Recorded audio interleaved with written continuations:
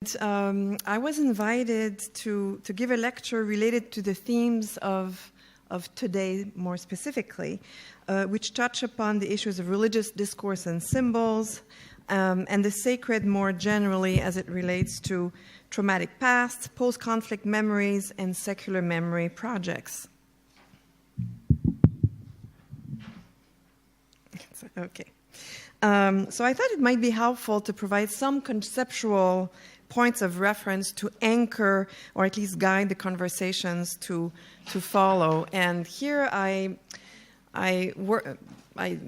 pitched the lecture to an interdisciplinary audience interested in memory. So if you're experts in the sociology of religion or anthropology of religion, you might find some things redundant, but hopefully that will be somewhat helpful anyway. So I will offer two main points. The first is that we need to decouple a problematic and quite common association between the sacred and religion and the profane with the secular, and work instead toward identifying the different configurations of religious, secular, with the sacred and the profane that decoupling allows. The next step is for us to ask how the different configurations of religious, secular, sacred, and profane arise in specific cases, how they change or not, and why. And for that, I will argue that we need to pay close attention to the role of historical narratives, national mythology, and collective memory. So, to think of the sacred and profane. The term sacred is typically associated with the religious. We think of sacred music, sacred texts, while the profane is either negatively associated with blasphemy, the sacrilegious, the irreverent, or more neutrally with the secular.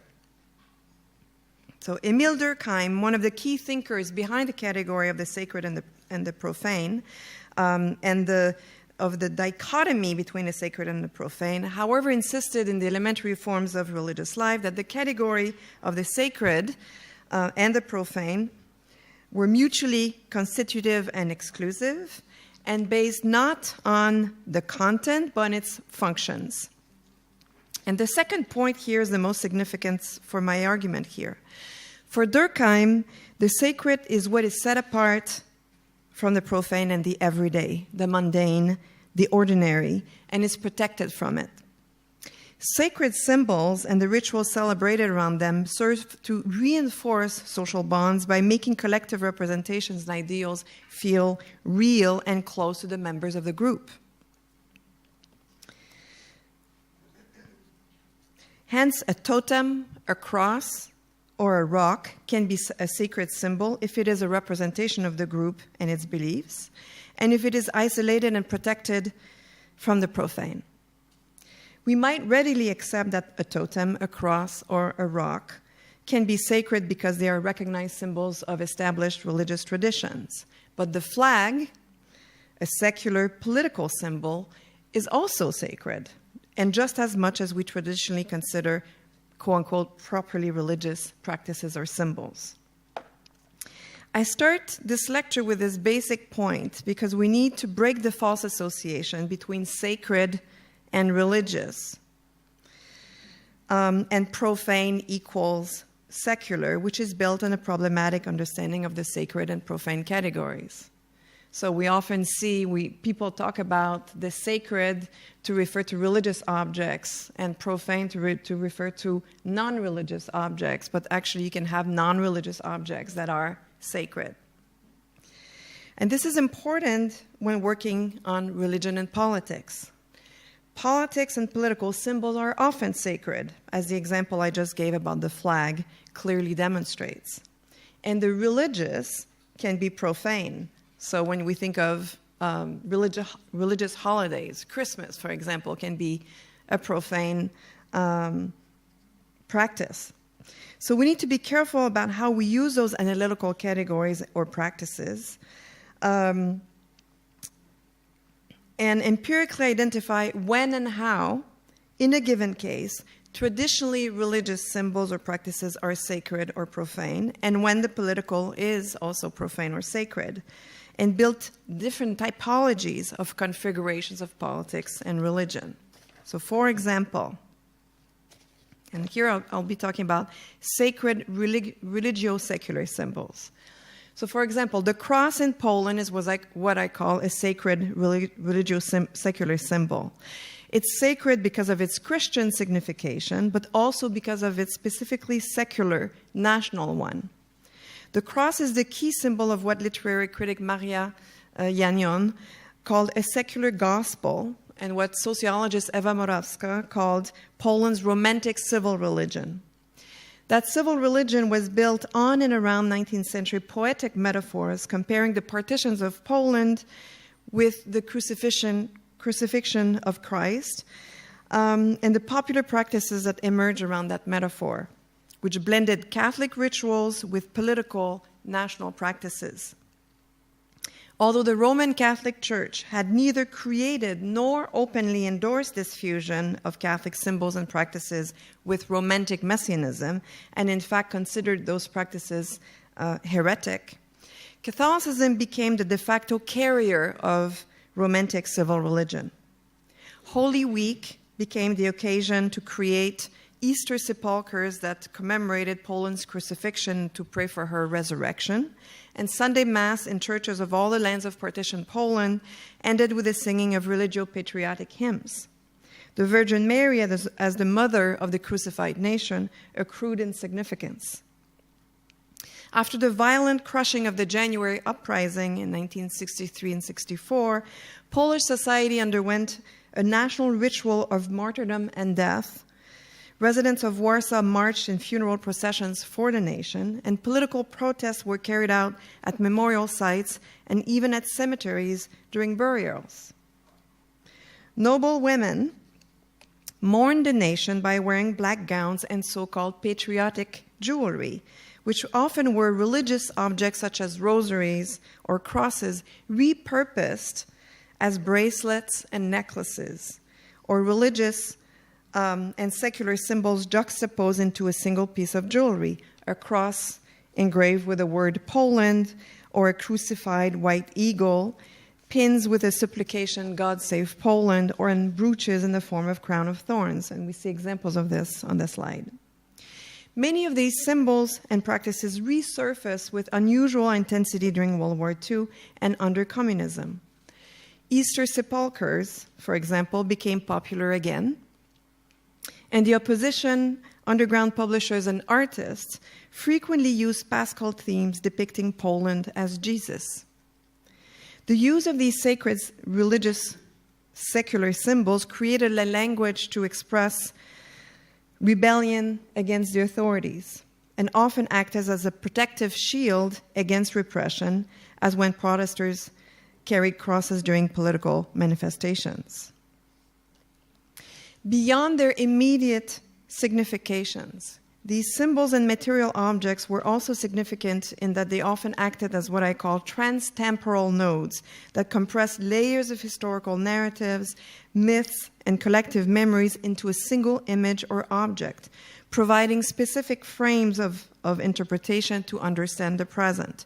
And here we have an example of that, where you have historical and more presentist events into a single icon.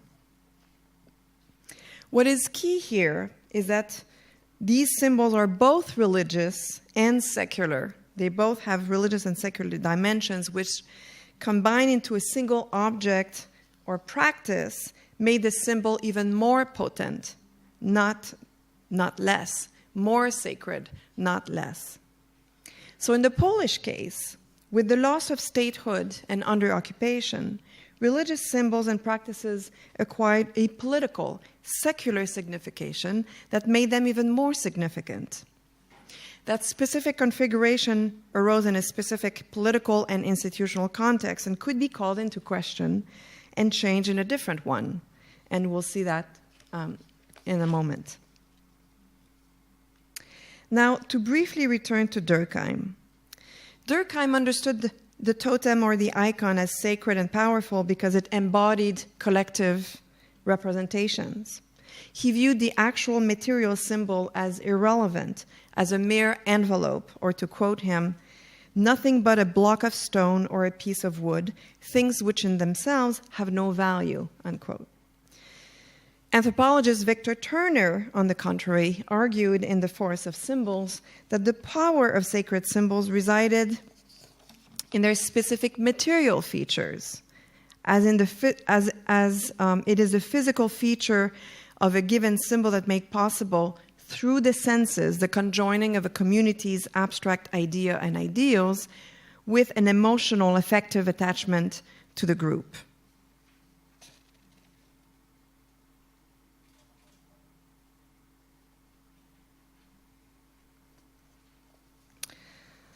So while this is an improvement from Durkheim's conception of the ritual process and the role of symbols in them, what was still absent in Turner's theory is why certain symbols have especially strong emotional resonance.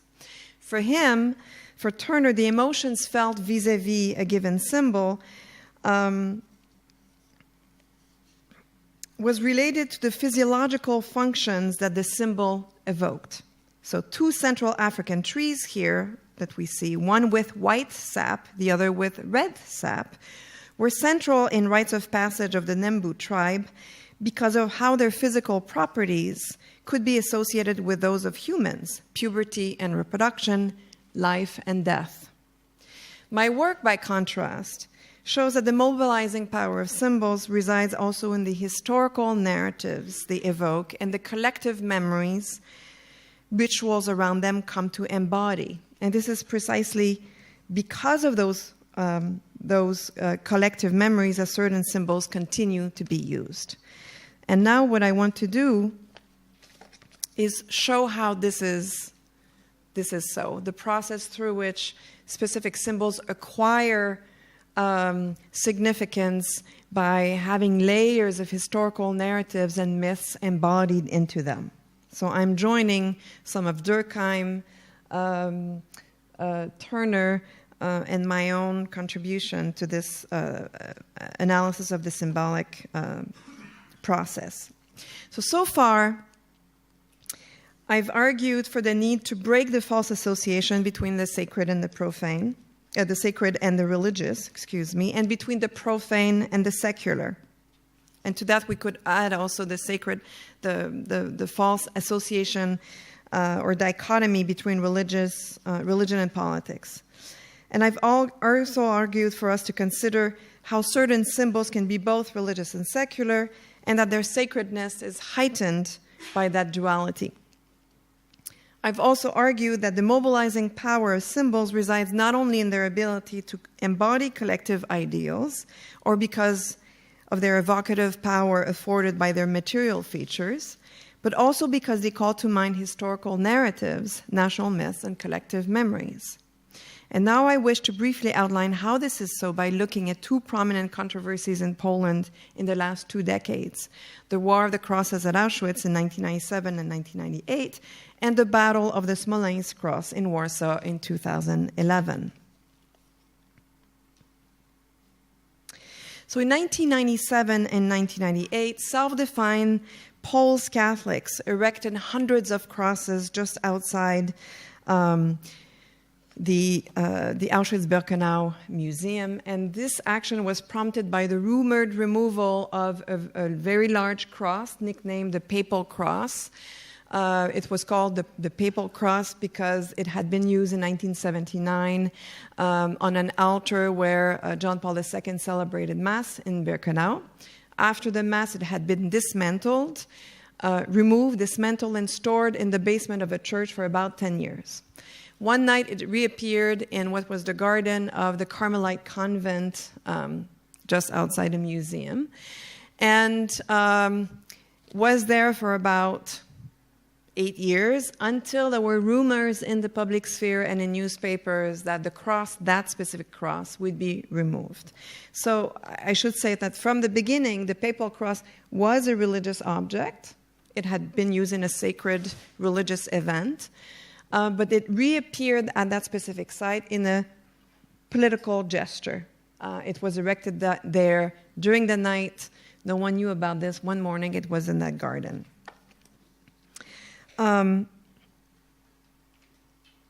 Over several months in 1997 and 98, patriotic association, youth groups, and individuals came to the site and erected hundreds of crosses. Given the history and the signification of Auschwitz, the action quickly created a controversy of international proportions. My analysis of the case show that a more profound motivation for and support of the cross action was to retain the memory of Auschwitz as a symbol of Polish martyrdom at the moment when the history of the camp and the history of World War II was being revised around the Holocaust.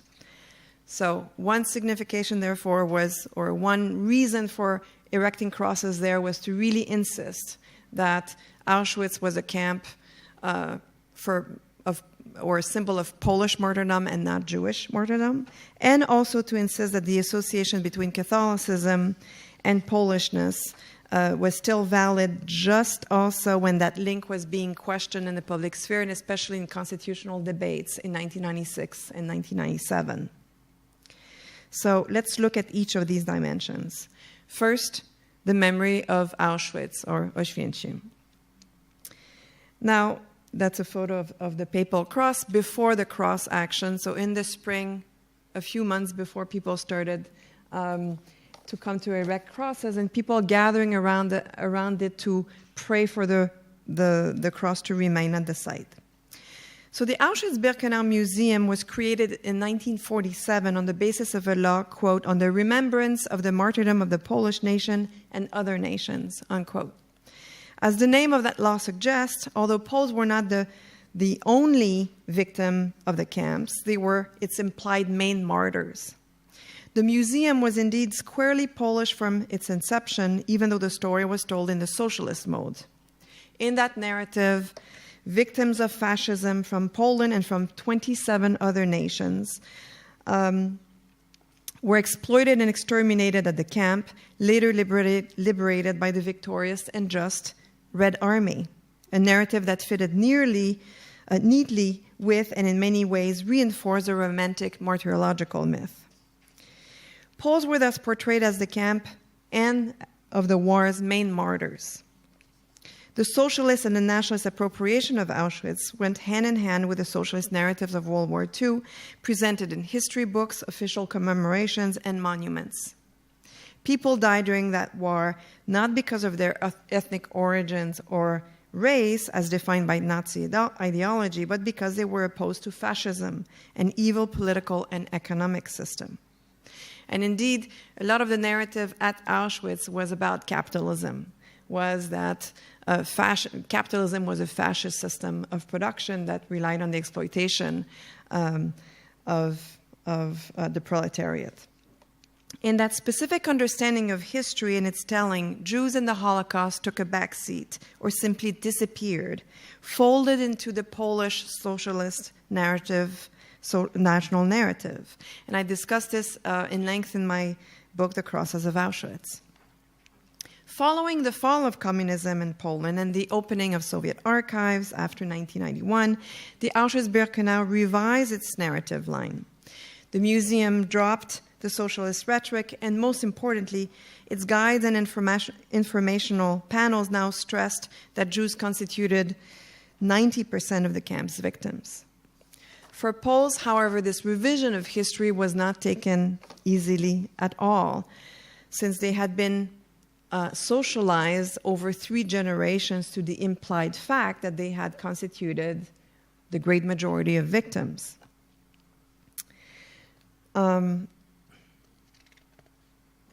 When confronted by the museum's new narrative line, Poles were often stunned, and many saw the Judaization of Auschwitz and the Holocaust take over World War II history as a profound rejection of key tenet of their national identity.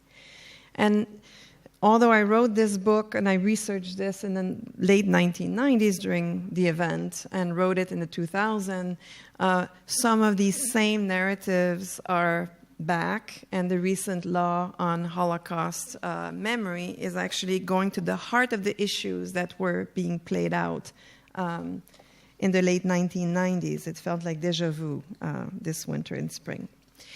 So as the numbers of victims of Auschwitz were revised, their ethnic and religious affiliation clearly stated, memorial plaques erased and reinscribed, and commemorative events held, all now stressing that Jews had constituted the overwhelming majority of the camp's victims, Poles were disoriented and shocked. The opening of the Eastern Bloc to Western tourists and pilgrims, the popular Annual March of the Living, as well as Steven Spielberg's Schindler's List, which was shot over several months in Krakow and later gave rise to Schindler's List tourism industry in that town, also brought Poles into contact with a very different narrative of World War II than the one in which they had been socialized, profoundly destabilizing the Polish myth of martyrdom. How best to resist that trend and mark Auschwitz as a site of Polish collective suffering by using a Polish symbol that Jews could not share, the cross.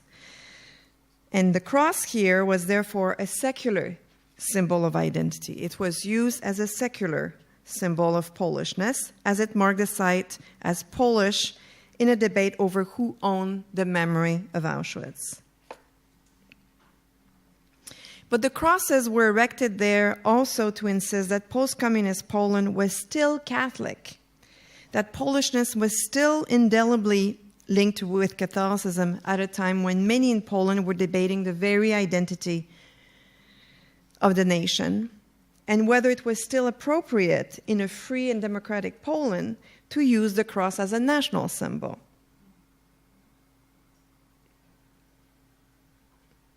So here we have an inscription on the cross that shows the first aspect of it. Someone who testifies that she has seen the brutal murders of Poles by the Nazis at that place. So that cross there was erected by a woman who lives in a nearby village to insist that Auschwitz was Polish and not Jewish. But here we have a poster that was left on the fence surrounding the gravel pit where the crosses were put, where the person and the poster indicates that secularists or liberal politicians should not fight with the cross, that Poland remains a Catholic country. So that's a different layer of the conflict. One was with Jews to insist that Auschwitz was a site of Polish martyrdom, and this one was a fight within Poland to insist that Poland should remain Catholic. In both these dimensions, the cross was a religio-secular symbol. Was the cross less sacred because of the national and political semantics dominated? No. Actually, the fact that the cross was both religious and national, secular political symbol added weight and complexity to the controversy. And key here was the issue of memory, the memory of World War II and the memory of the fight against communism. The defenders of the cross borrowed from a well-established repertoire of protests that evoked the aesthetics of August 1980, of solidarity, and other practices developed long before then, processions, prayers for the nation, patriotic hymns, and so forth. So these practices of using religious symbols in political debates or political protests dates from the 19th century and borrows from a very strong repertoire of what I call the national sensorium. It is precisely the historical associations of the cross with the fight for national independence that made it possible for protesters to use a symbol in that fashion. And it is based on historical associations and collective memory that the Court of Appeals, a few months later, maintained a lower court's judgment that rejected the claim of a plaintiff in Łódź, who had filed a lawsuit against the presence of the cross at City Hall because it infringed on his freedom of conscience. And I will read this, but it's an important judgment. The Court of Appeal argued that in the Polish patriotic tradition, the cross not only has played a religious role, but also expressed a specific set of moral and historical values. It claimed, in addition to its religious signification, the symbol of the cross and the experiences of the Polish nation has also been inscribed in the social consciousness as a symbol of death, pain, sacrifice, and as a way of honoring all those who fought and cared about the freedom and independence in the struggle for national liberation. For centuries, it has designated the graves of ancestors in the place of national memory. In non-religious collective behavior, this last meaning of the cross, as an expression of respect for and unity with the liberators of the fatherland, even has precedence, since other universal means to express respect have not been developed. Understood and felt in that way, the symbolism of the cross, independently from reference to an absolute, is inscribed in the history of the country from its early dawn.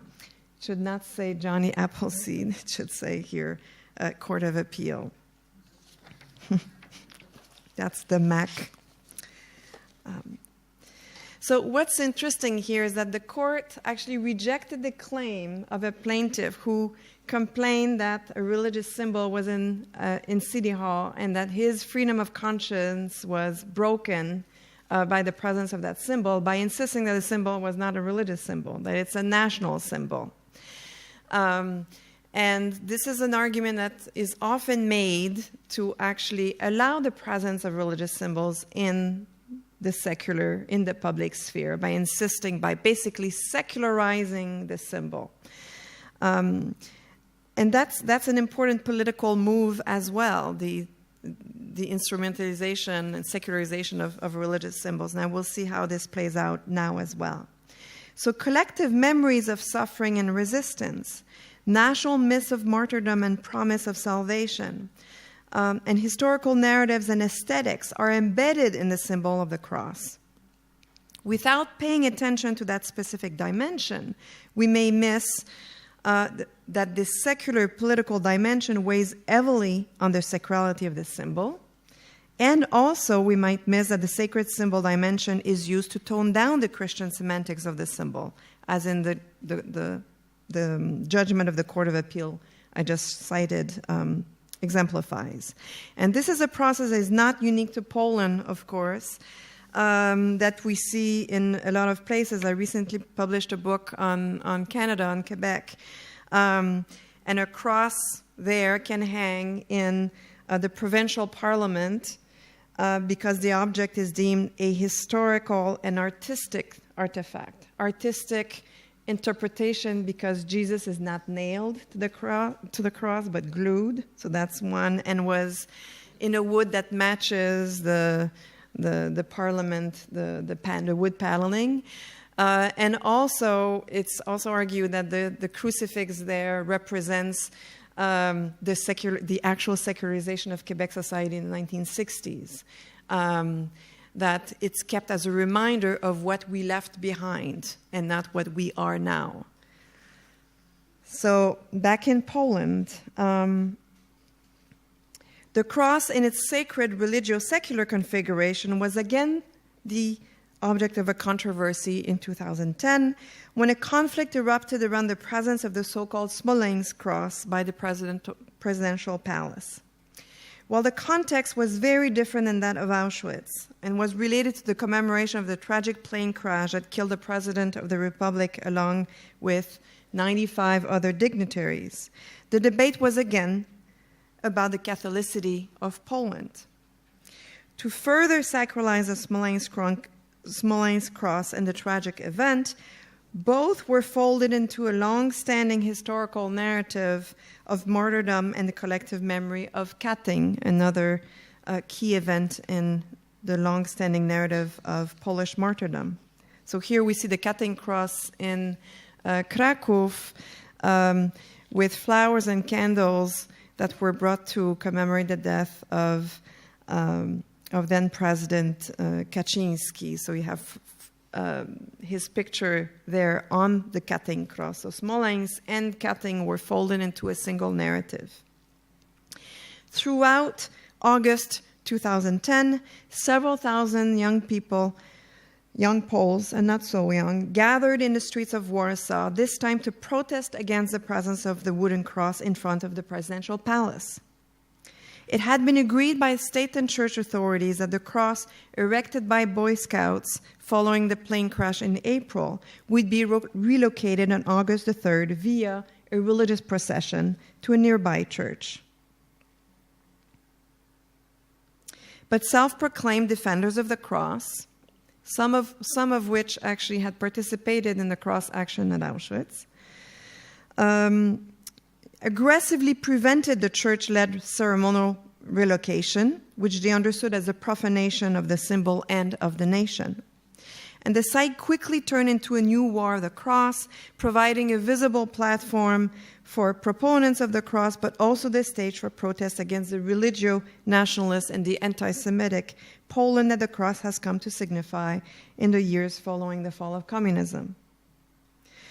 Organizers of protests specifically asked participants not to bring national flags nor any religious items in order to desacralize the site and delegitimize the claims of the defenders of the cross. The area surrounding the presidential palace became a theater of the grotesque, where small religious groups sang religio-patriotic hymns while protesters blasted disco polo hits and played beach ball, where some elderly defenders of the cross tied themselves to the cross with flags. That's the picture here we see, while young protesters mocked them by initiating a War of the Cross pillow fight, and where some also declared willingness to die for the cross, while others carried posters joking, where there's a cross, there's a party. The wooden cross was removed and relocated later that fall, but a small group of people continued to meet at that very site on a regular basis. They make a makeshift altar. They bring a cross in a suitcase that they can unfold and then pray by that cross. They pray for the cross and the true Poland that the cross signifies to return at the site. In this case, again, the cross is acting as a sacred religio-secular hybrid, although one could argue that its religious semantics has been overshadowed by its political instrumentalization and the politics of history conducted by the Law and Justice government. The so-called politics of history aim at shaping collective memory in order to ossify a certain definition of Polishness that is intrinsically linked with conservative Catholicism. In both those instances, religion, politics, memory, and nationalism become intertwined in very powerful ways. Now, what may we conclude by the analysis of these two cases and my general remarks about the sacred and memory? So these sociological investigations show that the cross in those controversies was both a religious and a secular symbol. The national secular significations attached to the cross did not lessen the symbol's sacredness. On the contrary, it heightened it. For social scientists, it then becomes imperative to analyze the specific process through which a religious symbol acquires political valence, how either the religious or political signification of the symbol could be called to change, and practically how the symbol is used in concrete practices, as a religious, as a political symbol, or both. And this is what I think is difficult. This is also in cases like this one, when religious symbols are used in political situations, it tends to harden positions. It becomes more difficult to to find political solutions to these because these are seen as untouchable symbols. But are they really religious symbols? Was the cross at Auschwitz really, or the crosses really religious symbols, or were they really national symbols? And that really tends to also escalate conflicts, just like we saw in both cases. The cross's force in mobilizing support to specific causes in Poland derives from the historical narratives that have accrued around it. Poland as the Christ of nations, or the cross in solidarity's resistance to communism, or a cross as a weapon against others. Symbols' ability to evoke and channel emotions depends on their location in historically compelling narratives, as these are more or less successfully reactivated by political activists in the present. So it's important to basically deconstruct also specific symbols to see what kind of historical narratives have been embedded into them.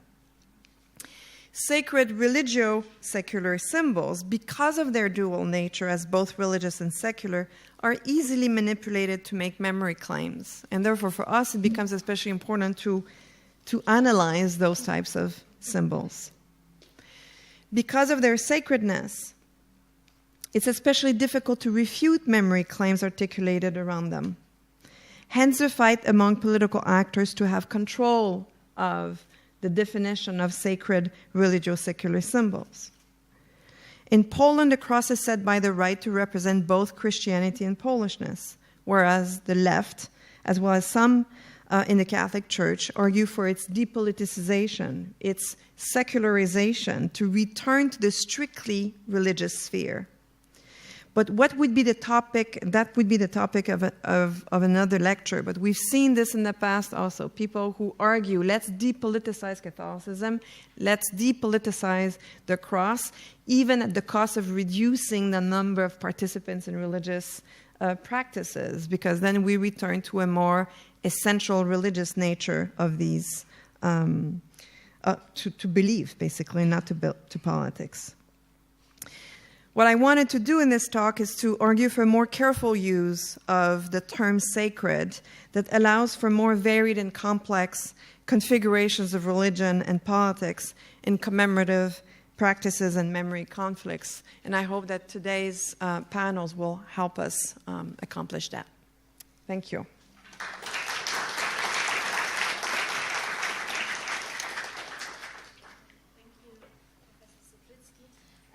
Should I go there? Yeah, I will open questions. And thank you for your thoughts and your ideas about this kind of need to break the dichotomy between sacred and profane, and that you showed that religious symbols can be really profane, and we should look into them. Historical narrative and memories that they invoke more closely. And I really think that we need to go to the general discussion. So if you have questions, please raise your hands and use this opportunity.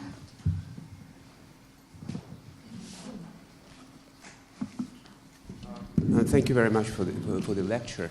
I have back to this kind of central question of your lecture about this distinction between the national and religious narratives, well, sacred, the sacredness that can be, can of course imply the political and secular significance at the same time. But if we take the example of the provincial parliament of Quebec that you mentioned, right? So the cross as a kind of a passively present symbol that can be interpreted as an artistic object or a cultural national heritage and things like that. But when the crosses, like on this picture, when the crosses are actively used and kind of performed in performances, and if we go behind the people who are there, can we deny this idea? I have an impression that they still have the clear religious and Catholic motivation within it. So not just a national symbol, not just a political or secular symbol.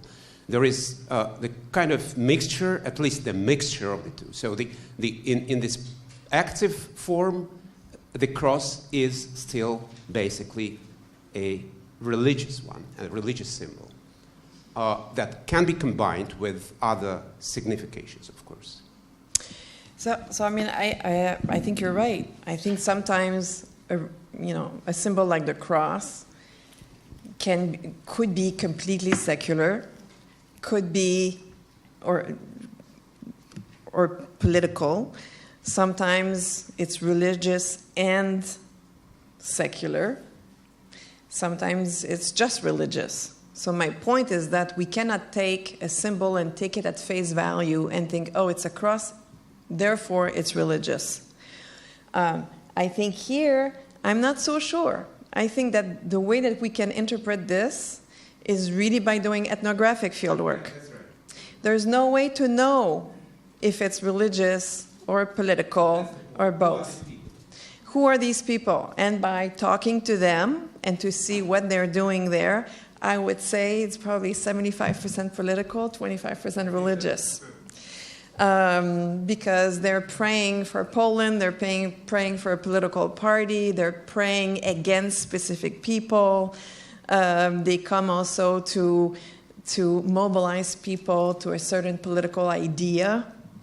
But by looking at a picture, you don't know that. So the argument is also about trying to understand a symbol in a specific historical context, ethnographic context. And this, you might go one evening, that's not enough to know what's going on. But if you go every evening and you see how they're coming and you see those pamphlets that they distribute, you think, okay, this is a political statement that they're making.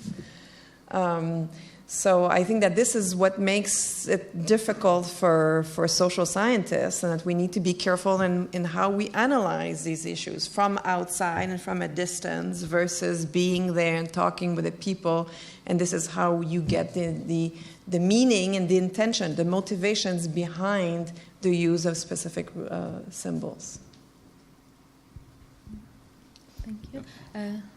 I have two small questions. The cross in Auschwitz, from the Jewish viewpoint, means that who were upset by the cross in Auschwitz, for them, the cross remind them of certain pogroms in the medieval period. So in that case, I think that the cross could be perceived by those Jews upset by the cross as a sort of religious symbols more than profane or secular symbols. And second question is, last year I've seen a very interesting artistic work done by a Polish contemporary artist. It's a homosexual refiguration of Pieta. Right? This is a sort of, I think it was a photograph or a certain video work. And I could see many of Paul was really angry and upset by his or her homosexual refiguration of Pieta. So just my suggestion, how would you interpret those angry Poles who are upset by this homosexual refiguration of Pieta in the last day? And actually, it was on the circulation and traveled in Poland, and everywhere it met a vehement protest by those so-called devout Polish Catholics. The Jewish perception, I think the Jewish perception was that it was a religious symbol, but not only. So it was a symbol also of Christian aggression, and that you don't need to go back to medieval pogroms. They also saw the cross as one that was used against them during World War II. So for them, it was clearly seen as a religious symbol. And the thing also about the Jewish perspective was that no religious symbol whatsoever should be present at Auschwitz. Not their own religious symbols either. So the presence of any religious symbol at Auschwitz is a problem for them. And then the presence of a Christian symbol is another problem, and the Christian symbol that was used in violent aggression against them was even more problematic. So there was a layer of the conflict that was at the level of theology and also about whose religious symbol, whose theology can win. So for Jews, you should not have religious symbols there. Does that mean that Christians who died there cannot have their own religious symbols? So in that controversy, it became very important to study the claims of different constituencies because they were invoked at very different levels that made it all the more complicated. I don't know that specific artistic production, but I know other ones by artists, for example, Dorota Niezalska, who did one crucifixion. She did a fascinating exhibit with crown of thorns, and her use of the crown of thorns was seen also as the profanation of religious symbols, and she was sued and had long court battles around that. But she used that, and other artists like Peter Fuss also, who made, after the cross of the Smolensk cross, made a giant installation. That's a giant cross. It's in the book. A giant cross with nails, a studded cross, where the cross is transformed not in an object of national salvation or religious salvation, but as an instrument of torture for the nation. So artists use symbols that are sacred for the nation in order to make political claims. And they specifically use those sacred symbols to play with that, to shock, in order to push people. So actually the fact that it's so shocking and that they would do something tells us something about also the sacredness of the symbol. Thank you. Do we have more questions? May I start my question? Thank you very much for the presentation, and particularly for this idea to separate sacred and religious versus secular. As far as I understood, the idea is that this sacred rather than religious as a notion is more flexible or clear to separate from the secular.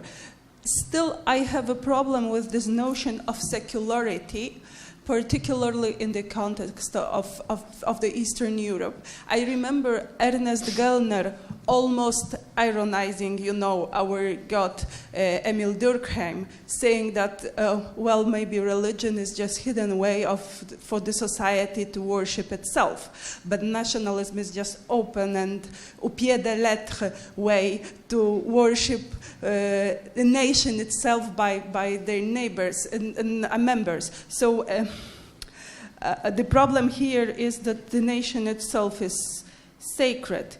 How then can it be secular? And my possible idea to answer is that probably if we introduce the idea of ecclesiastic, very narrow one, then maybe it would work. I will be happy to hear your comment on that. But in this very context of the cross of Smolensk and this whole story, it is also my question whether, who manages religious symbols? Ordinary believers, or some political leaders, or the church as the institution manages the assets of symbol? Who did at that very moment? Thank you. I will just also ask a question because it's a continuation of the previous one. My question is about the discourse of the left, as you said, or the liberals. How do they define the Polish nation and building on what was just said? Are they able to secularize Polish nation and totally present it as a secular? Because it's so much, kind of the definition, the religious, sacred definition is so much. So how is it defined by the left, the very concept of the nation? I'd be interested in hearing more what you mean by ecclesiastic definition of religious symbols. Maybe we can talk about that to respond to your first question with a question. I think that the nation is a sacred category, but it can be secular. So secular doesn't mean that it's not sacred. And I think that's the problem, is that we tend to associate sacred with religious and secular. So Durkheim is right there. Durkheim would say that, France, the flag is secular and it's sacred. There's no contradiction in there, and even within a Durkheimian framework. So secular means secularity. Of course, you get into this issue of what is the secular and secularity, but I think it's completely fine to say that secular can be sacred, and you don't need to go back to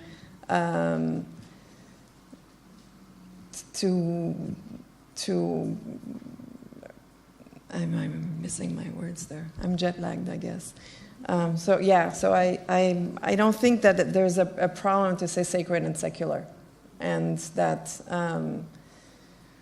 So I would be interested in understanding why you think that a more narrow definition of religious as ecclesiastic is useful in that case, but that's something different. Who controls the symbol? That's also an interesting thing, and it also depends. So the cross at Auschwitz, for the longest time, the church was rather pleased that people were bringing crosses at the site, and was arguing that the cross is the symbol used by all Christians, and that they had no authority in asking them to retrieve it or to stop planting crosses, up until a schismatic group started to claim that they were the church, and then the Catholic Church stepped in and said, no, we define what the cross is. And then they asked people to come and remove the crosses. Same thing at that site here. The Smolensk cross, the church had agreed to remove it. And then the defenders of the cross claimed, just like they had in Auschwitz, that the church was an anti-church. So even claims of who the church is this the church of believers, or is this the institutional church? And these are, I believe, political claims that people are making about that. In terms of the left, how do they secularize a nation? I think that the left has a problem. It's very difficult for the left to come up with an alternative narrative of the nation. And given the weight of that religious, secular narrative of Poland. And they're doing this, and my new work is about that. So they're doing this by trying to build multiculturalism and building an alternative narrative of the nation. One way to do that is, for example, by insisting that Poland was always multicultural and multi-religious, and the Jewish revival that's occurring in Poland now in Jewish community, but also in the public sphere with all sorts of the Jewish museums of various kinds, etc., is part of that discourse. To argue that Poland was multi-denominational, multi-ethnic, multi-linguistic, and that this is the true Poland, and that therefore Poland needs to have a secular country in order for other religious minorities to exist, even though those religious minorities in terms of numbers are very small. So they become symbolic minorities. And it's done mostly through the protection and the resurrection of patrimony. But there's a deficit for the left. The left doesn't have a very strong sensorium. They don't have so many symbols to play with, especially since the discourse of the left was tainted with 50 years of communism. What about the liberal traditions of Rzeczpospolita? Well, that's what they're doing. So they're going to Rzeczpospolita. They're going to not the Piast Poland of mono-ethnic Poland, but the Jagiellonian Poland. They're trying, and also the tradition of the Szlachecki, the democracy of nobles. They're going to these types in order to weave an authentically Polish civic nationalism. because otherwise civic nationalism is seen as an import from outside, from Western Europe or from North America, that's seen as not indigenous. And the figure of the Jew actually becomes useful for the left, because the Jew is both a liberal intellectual on the one hand and capitalist and socialist, so that's relatively helpful, but also indigenous because Jews were on Polish lands for 1,000 years. And so the Jewish figure and Jewish culture is becoming very important in articulating a liberal vision for Poland. Thank you. And we have the last round of questions. Really, we have to stop, but this will be the last. We will take all the questions and then answer them.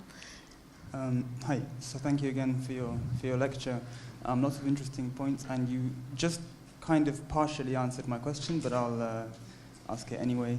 I'm wondering. Can you speak closer? Yeah, yes, I'm wondering with the crosses of Auschwitz. Now, I read your book a long time ago, so I don't remember the specifics of your argument. But I'm wondering, you draw a distinction essentially between the national and the religious, and that the crosses of Auschwitz are part of a national sensorium. Yeah, but I'm wondering if, from the point of view of the people who are putting it there, are they not considering it a universal symbol, a symbol of mourning? I think the quote from the Court of Appeal also used that word, a universal symbol. So to what extent can these crosses be considered national, yes, but not only national? To what extent are they trying to speak for all of humanity as a kind of civic or cosmopolitan symbolism of memory? And are you discounting that? And if so, on what grounds? We will gather more questions here to people and then answer all of them. Thank you very much for the presentation. My question is, could it be the historical event be a symbol? Or we may just talk about some material things like a cross, like a star, like something else. Thank you. So maybe I'll... Well, thank you very much for the talk. Your book, Crosses of Auschwitz, was close to a sacred symbol for me when I was writing my PhD. Thinking about the cross, I was wondering whether the distinction made a very long time ago in the 1960s by Gordon Allport between extrinsic and intrinsic religiosity, religion as a means and religion as an end.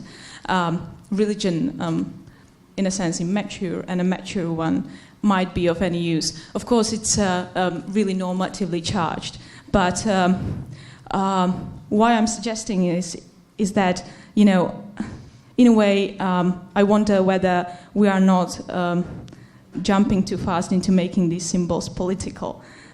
This may be a way of, thinking still in terms of religion, just that we have different sorts of religion and religiosity. Thank you. I think the first and the last questions are similar in a way. So are we discounting religion too fast, or do you think I'm thinking of them in political terms too easily? I think in the concrete case of Auschwitz, yes, some people brought the cross as a universal symbol. There's no question about that, but not everyone, right? So when you analyze a case like this, you also need to do it historically and ethnographically. And when I was looking at the specific inscriptions, when you look in also individual crosses and the crosses in their totality, and in the specific rituals in putting crosses there, for example, then you see that they tended to be political. It tended to be, Jews won't tell us what we can and cannot do, right? Poland is still Polish, this is Polish soil, and I remember with a cross. So it's universal in that way, but it's our way of remembering is with a cross. You could say that the Carmelite nuns who were praying on behalf of all victims, they were doing this universally. They were not praying for just the Catholic or the Christians, people who died there, but it was a very Christian way of remembering. So the universal claim is not quite universal because it's actually always done from a specific perspective. And that's what actually Jews were also offended by. They didn't want the nuns to pray for them. So I think that events like this need to be really studied in both the particulars, but also stepping back and understanding the specific system in which the event is occurring and that the gesture is being made. Because you could have a similar event not at Auschwitz and would have a different signification, or not in 1997 and it would also have a different signification. So what I'm arguing for is also a very specific type of social scientific analysis that you cannot do without taking into account both the material, ideological dimensions, the affective dimensions, and that's done through historical and ethnographic work. Can an event be sacred? Yes. And can a place, a place is material, right? You could say Oświęcim, Auschwitz, these are symbols. And this is precisely, that's one thing I didn't talk about here, but that the cross there, so it was the meeting of two symbols. The cross as a symbol and Auschwitz as another symbol. So there was a symbolic sphere to each, and also a very material one to each. And the meeting of both was creating a new layer of meaning for different constituencies. So absolutely, Smolensk as a symbol, Katyn as a symbol. And there are very potent narratives attached to symbols that make them very difficult to overcome in a way. And this is why they become used in political fights. Smolensk has become Smolensk because of Katyn, and the way that they become fused, become a key for peace. And the personal also, of course, of Kaczynski having died in there. So I don't know if that answers your question, but... Thank you very much, Professor Zubrzycki. Thank you for all your questions. And now you are welcome to coffee break. Thank you. Thank you. Thank you very much.